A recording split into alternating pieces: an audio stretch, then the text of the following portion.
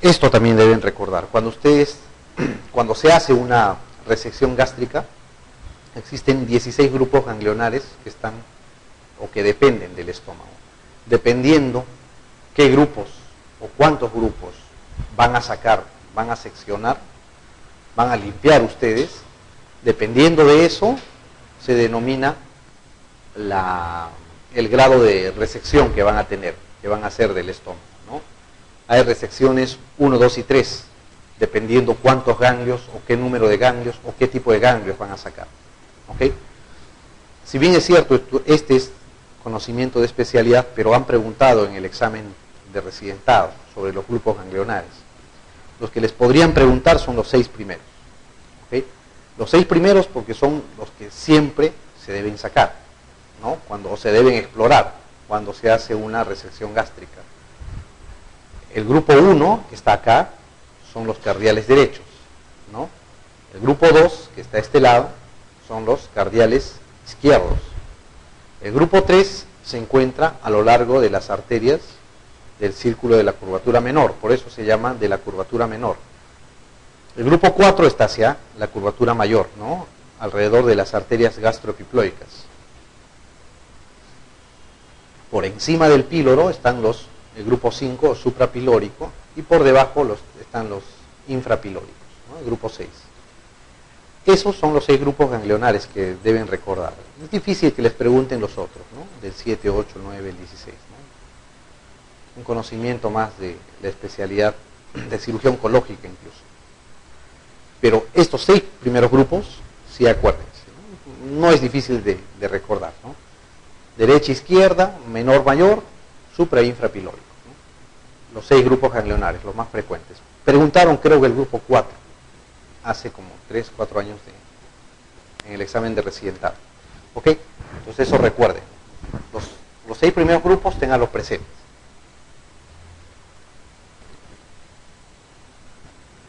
Muy bien.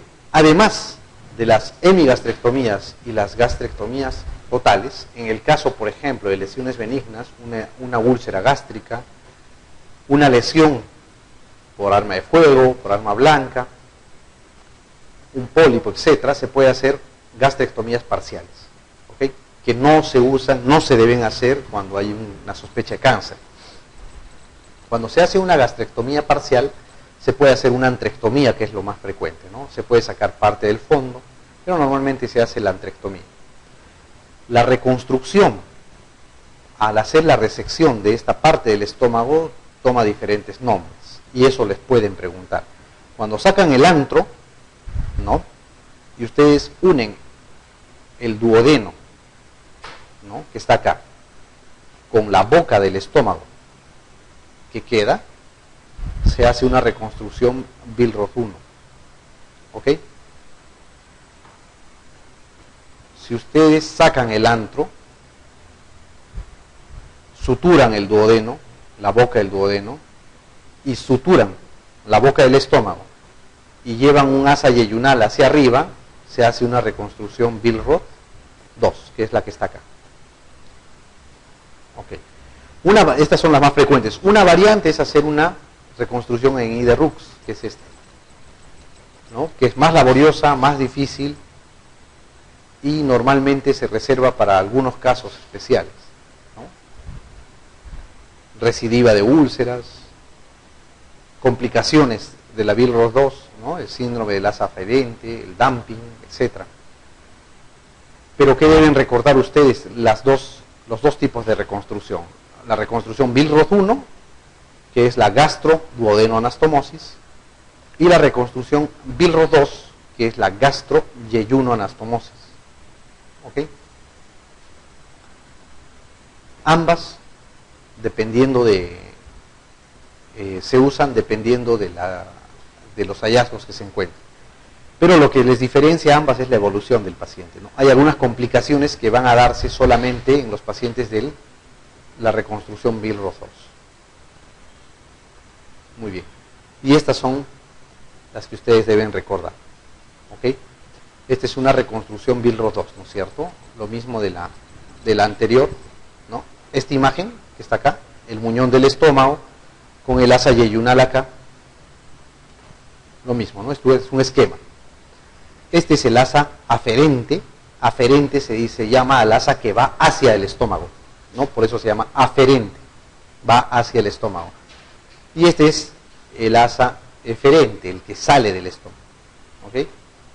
Muy bien. ¿Qué complicaciones puede haber? Todas estas que están acá, ¿no? Una úlcera recurrente normalmente se va a presentar en la boca anastomótica. ¿Por qué? Por una resección, digamos, muy conservadora del antro, ¿no? Dejan parte del antro, por ende sigue produciéndose ácido clorhídrico y se puede producir una úlcera. El síndrome del asa aferente, como vamos a ver más adelante, se da en los pacientes con este tipo de reconstrucción, que es Birlos 2, y se produce por un asa aferente un poco larga. ¿Por qué? Porque impide su vaciamiento de esta asa, ¿no? Se llena, y al llenarse se dilata, se distiende, y puede incluso abrir el muñón duodenal, ¿no? Convirtiéndose en una superemergencia, puede matar al paciente. Puede haber otras complicaciones que son más raras. El besoar, cuando el paciente tiene pica, ¿no? Y empieza a ingerir sustancias extrañas. Diarrea post-vagotomía por, digamos, sección de la inervación parasimpática, al hacer la sección de los vagos. El dumping, que vamos a ver más adelante, que es el síndrome de vaciamiento gástrico. El síndrome de asa eferente, cuando este asa ya también es muy pequeña, ¿no? Y empieza una éstasis en el estómago. Gastritis por reflujo biliar, ¿no?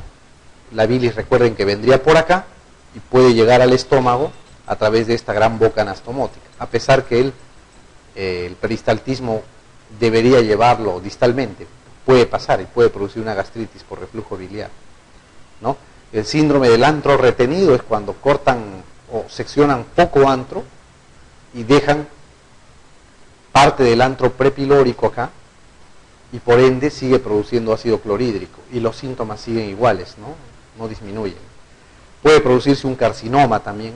Recuerden que el reflujo biliar es un predisponente al cáncer, ¿no? O puede haber un síndrome de remanente gástrico pequeño, ¿no? Cuando es muy pequeño ya también este muñón, pueden producir saciamiento precoz, pueden producir una disminución marcada de peso del paciente, ¿no? Pueden llevarlo a la caquexia incluso, ¿no? Ese es el síndrome de remanente gástrico pequeño. De todas estas complicaciones van a recordar el síndrome del asa aferente, vamos a desarrollarlo, el dumping, que es lo que les pueden preguntar, ¿okay? Ya han preguntado antes. ¿Qué cosa es el síndrome de vaciamiento rápido?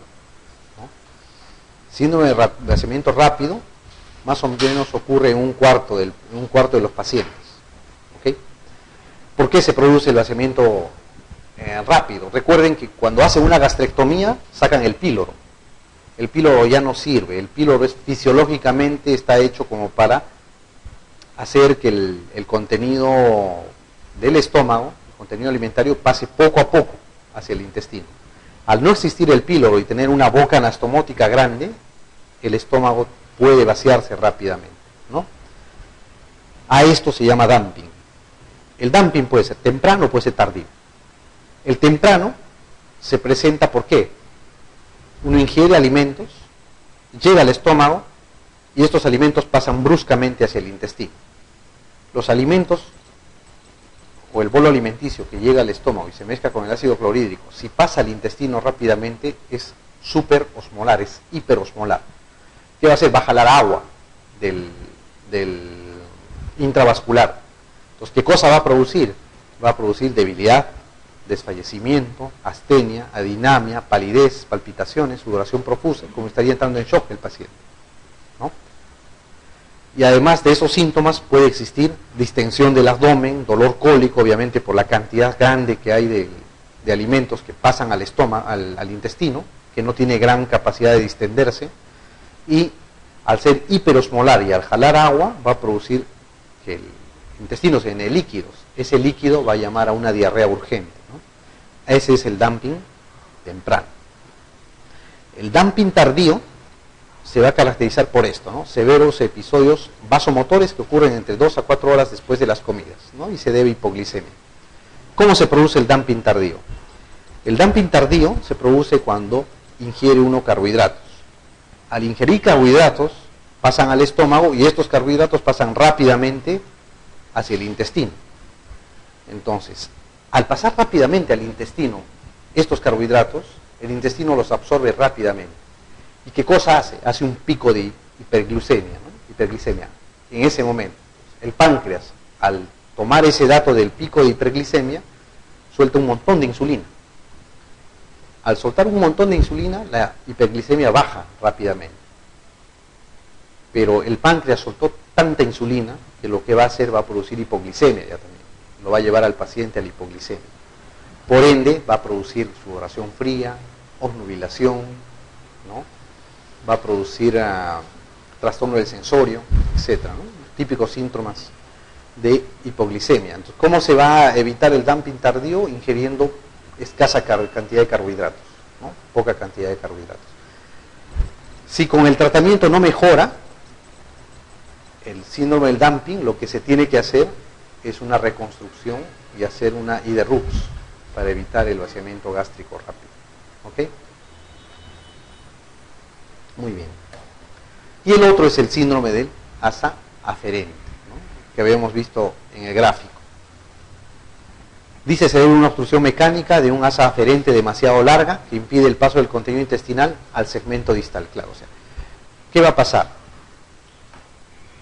Al ser esto demasiado largo, el contenido del estómago va a pasar, como normalmente a la parte distal debe pasar, pero una parte se va a dirigir hacia este asa.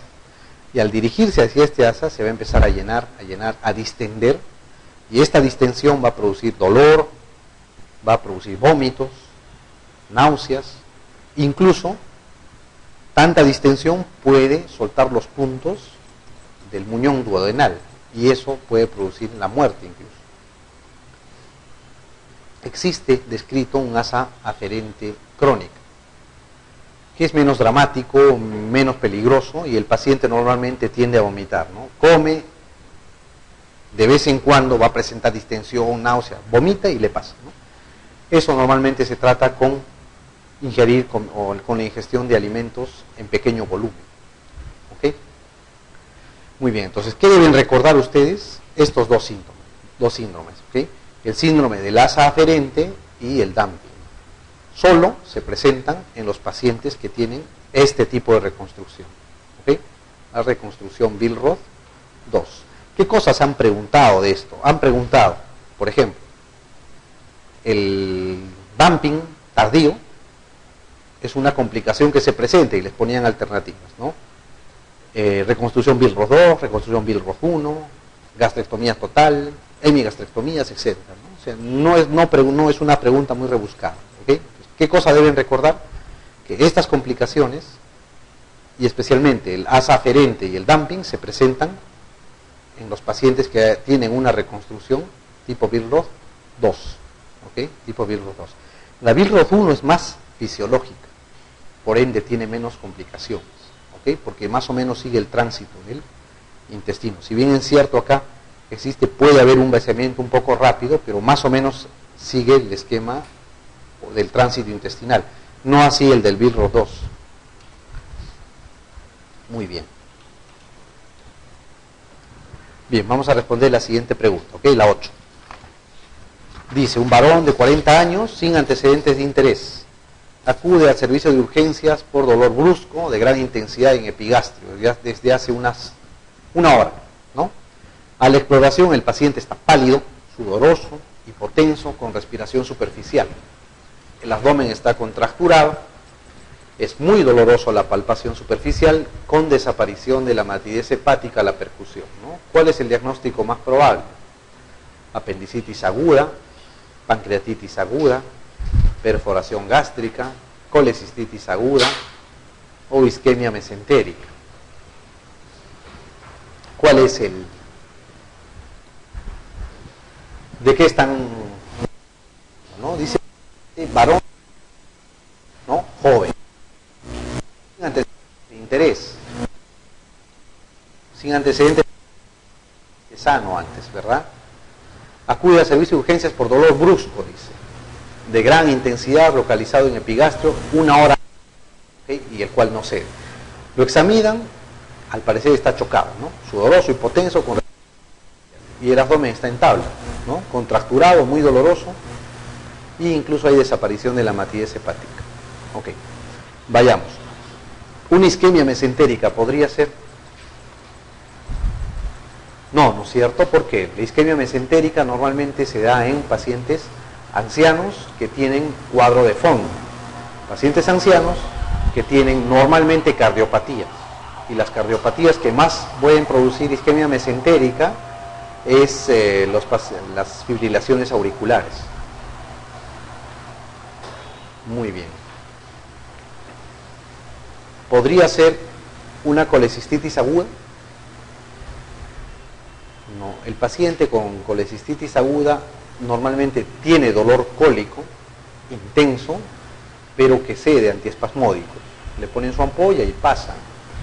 Si es que no cede y recurre y sigue recurriendo, produce un dolor constante, no de la intensidad que tiene este paciente, ¿no? Constante, localizado en el hipocondrio derecho. Y a la palpación lo que habría sería dolor en hipocondrio derecho y el signo de Murphy, ¿no es cierto?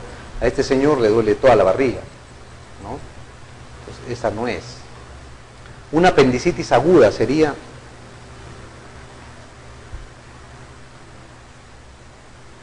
Paciente varón de 40 años, sin antecedentes, puede ser, ¿no es cierto? Pero ¿qué dice? Dolor de gran intensidad en epigastrio hace 1 hora. En 1 hora una apendicitis aguda no les va a producir ese cuadro, ¿no? No les va a producir el dolor tan intenso ni el abdomen en tabla, ¿no? Para hacer peritonitis, un paciente con apendicitis debe pasar por lo menos 24 horas, mínimo. Pancreatitis aguda, ¿podría ser? La pancreatitis aguda puede producir dolor, ¿no? En epigastrio, sí, en epigastrio, pero normalmente se irradia la espalda, al hipocondrio, en franja, ¿no es cierto? Hay dolor intenso, pero la diferencia está en que el paciente con pancreatitis tiene mucho dolor, pero si ustedes lo palpan, el abdomen no es contracturado. Puede haber cierto peritonismo, cierta dolorabilidad, pero no es un abdomen en tabla. ¿Okay? Esto que les describan acá, ¿no? Dolor brusco, de gran intensidad en epigastrio, incluso algunos dicen tipo puñalada, y que rápidamente lleva a un cuadro de shock por el dolor, y rápidamente lleva a un abdomen peritoneal, es típico de una perforación gástrica. ¿Okay? La perforación gástrica. El paciente incluso indica a qué hora exactamente se perfora el estómago, porque él les dice, hace 3 horas estaba, qué sé yo, mirando televisión y sentí como si me clavaran un puñal en el estómago, ¿no? Y en ese momento se estaba perforando, ¿no? Esto es típico de una perforación gástrica. Y hay un dato que es muy importante acá. En todo paciente con perforación se debe buscar con una sospecha de perforación de víscera hueca, sea de estómago, sea de duodeno, de colon, de intestino delgado, se debe buscar esto, ¿no? La desaparición de la matidez hepática, ¿no? Cuando ustedes percuten el hipocondrio derecho, normalmente tiene sonido mate, por el hígado, ¿verdad? Si ustedes percuten y no hay sonido mate, es timpánico, es porque debajo hay aire, ¿ok? Y solamente puede haber aire si es que se ha perforado en alguna parte el tubo digestivo. Entonces, este signo incluso tiene un nombre, ¿no es cierto? Se llama el signo de Jover, o Jover, ¿no? La desaparición de la matidez hepática.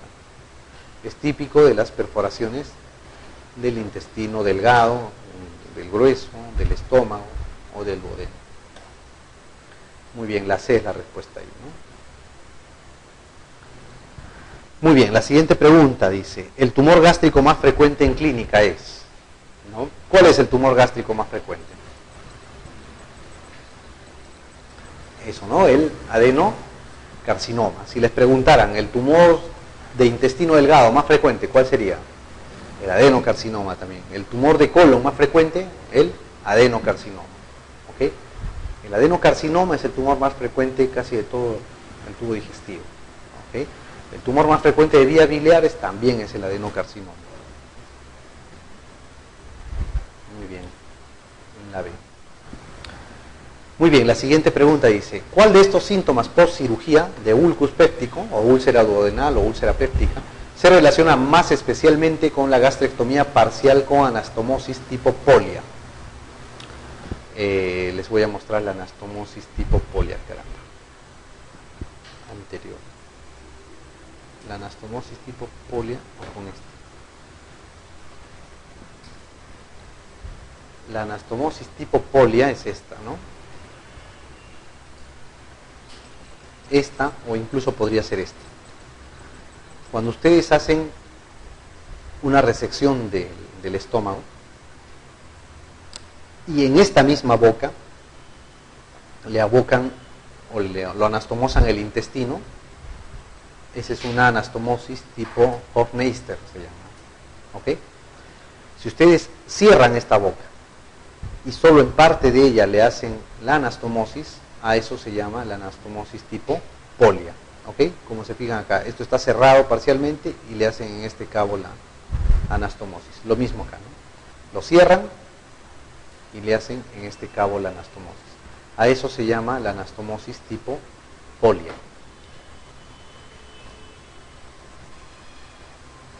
¿No? 10. ¿Cuál de estos síntomas post cirugía, dice, de úlcera péptica se relaciona más especialmente con la gastrectomía parcial con anastomosis tipo polia, ¿no? Diarrea, síndrome de vaciamiento rápido o dumping precoz, úlcera péptica postoperatoria, hemorragia o hiperacidez. Ok, bueno, ya se vio la respuesta, ¿no es cierto? La respuesta es esta, la B. El síndrome de vaciamiento rápido o dumping precoz. ¿Por qué? La anastomosis tipo polia solamente se hace cuando se hace una reconstrucción tipo Billroth 1, perdón, tipo Billroth 2 o una gastro-yeyuno anastomosis. ¿Ok? Solamente en esos casos. Entonces, la diarrea se puede producir tanto en los pacientes con Billroth 1 como Billroth 2. La úlcera péptica postoperatoria, lo mismo. La hemorragia, también. La hiperacidez, también. La única que se presentaría en los pacientes con este tipo de anastomosis, tipo polia, por esta razón, ¿no? Por esta anastomosis, es el síndrome de vaciamiento gástrico rápido. ¿Ok? Si les preguntaran cuál de estos síntomas se presenta, digamos, en pacientes con una reconstrucción tipo Billroth 2, también sería el síndrome de vaciamiento rápido o dumping precoz, ¿ok? Porque el resto también se puede presentar en los otros tipos de reconstrucciones.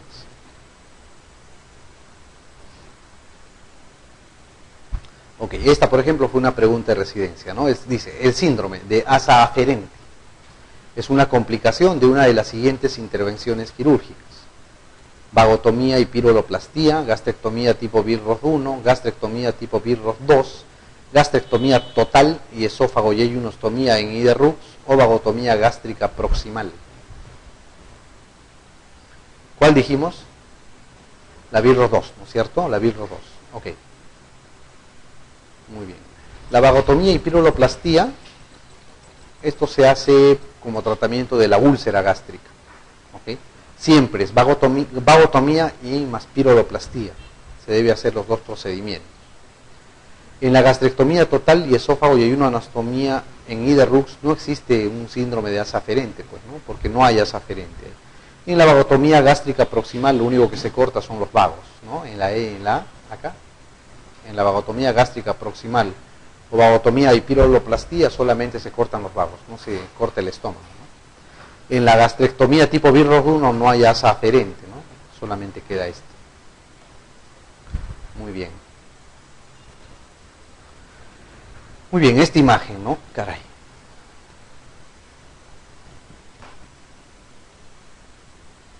Esta imagen.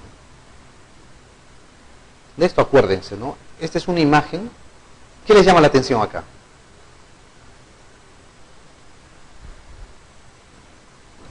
¿Qué es lo que les llama la atención en esta imagen, ¿no?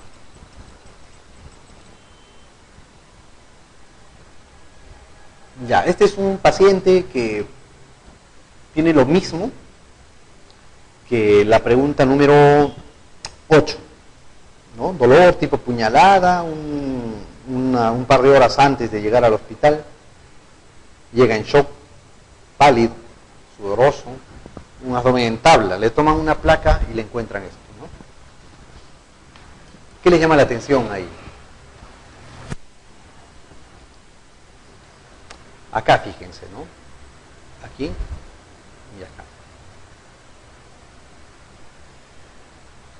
El estudio del radiográfico del abdomen, para hacer un estudio adecuado, ustedes tienen que tomar una placa de tórax, una placa de abdomen de pie y una placa de abdomen en decúbito, ¿ok? Son las 3 placas que tienen que tomar cuando quieren estudiar radiográficamente un abdomen doloroso, peritoneal, etcétera, ¿no? Si quieren que les brinde información. La radiografía de abdomen en decúbito les va a servir para ver cómo están las asas intestinales, ¿no? Dónde están ubicadas, si están dilatadas o no están dilatadas. La radiografía de pie, simple de pie, les va a servir para ver niveles hidroaéreos, ¿ok? Y para ver si hay un stop, o sea, si es que hay una obstrucción. Y la radiografía de tórax les sirve para ver esto, ¿no? Acá, este espacio, el espacio subdiafragmático, ¿no? Este es el diafragma y aquí está el otro diafragma.